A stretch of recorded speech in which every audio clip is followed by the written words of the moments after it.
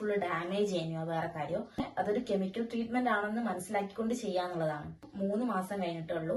അപ്പം ചെയ്തിട്ടുള്ള first month ഒക്കെ അത്യാവശ്യം നല്ല മുടി, പിന്നെ വെച്ചാൽ മുടി നല്ല കൊഴിച്ചിട്ടുണ്ടോ. ഞാൻ ഈ hello guys, welcome back to my YouTube channel. പുതിയ വീഡിയോയിലേക്ക് എല്ലാവർക്കും സ്വാഗതം കേട്ടോ. അപ്പൊ ചാനൽ ആദ്യമായിട്ട് കാണുന്നവരാണെങ്കിൽ സബ്സ്ക്രൈബ് ചെയ്യണേ, വീഡിയോ ഇഷ്ടമാണെങ്കിൽ ലൈക്കും കൂടി ചെയ്യണം കേട്ടോ.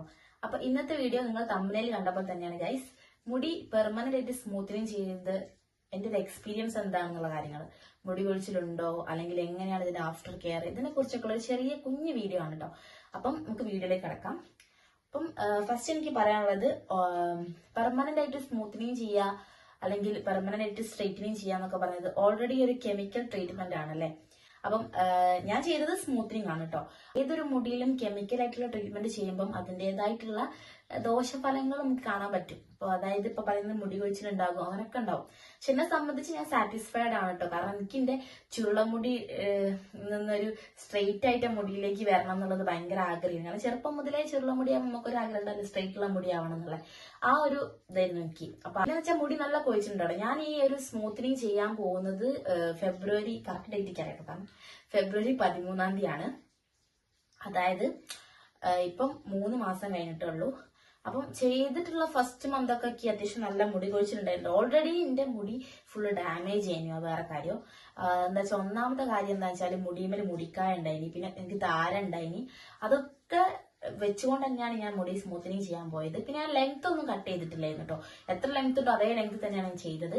പിന്നെ എന്റെ എക്സ്പീരിയൻസ് പറഞ്ഞാൽ കുഴപ്പമില്ല. ഇപ്പം മുടി കൊഴിച്ചിലൊക്കെ മുടി കൊഴിച്ചിൽ ഇപ്പം കുറഞ്ഞിട്ടുണ്ട്. ഞാൻ ചെയ്ത ആഫ്റ്റർ കെയർ എന്തൊക്കെയാണെന്നാണ്. അതായത് സ്മൂത്തനിങ് ചെയ്ത് കഴിഞ്ഞതിന് ശേഷം ഞാൻ ആദ്യം തന്നെ വാങ്ങിയ ഫസ്റ്റ് പ്രൊഡക്റ്റ് എന്താണെന്ന് വെച്ചാൽ അതാ ഈ ഒരു സാധനമാണ് കേട്ടോ. ലോറിയലിന്റെ ഹെയർ സെറം ആണ് കേട്ടോ ഞാൻ ആദ്യമായിട്ട് മേടിച്ചത്.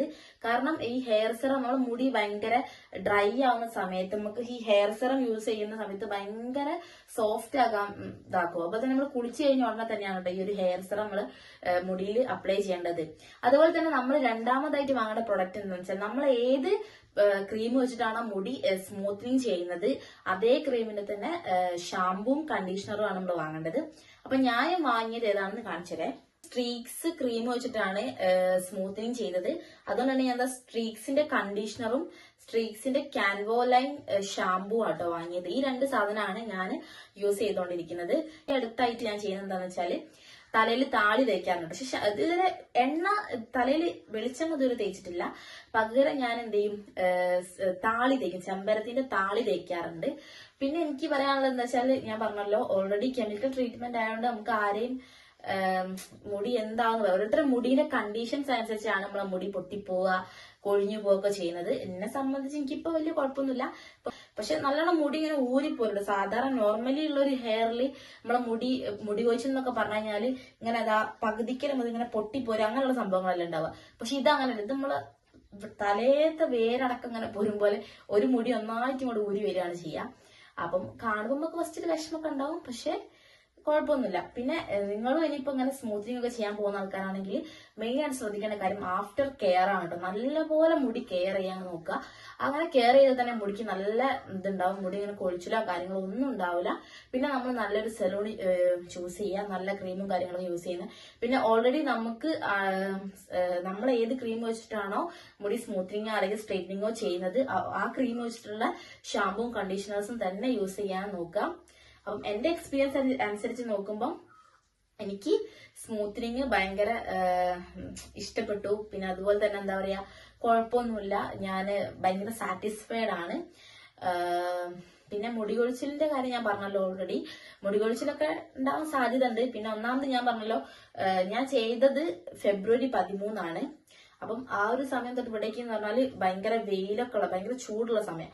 ഈ തലയിൽ ഭയങ്കര ചൂടാകുന്ന സമയത്ത് മുടി കൊഴിച്ചിൽ നല്ല സാധ്യത ഉണ്ട്.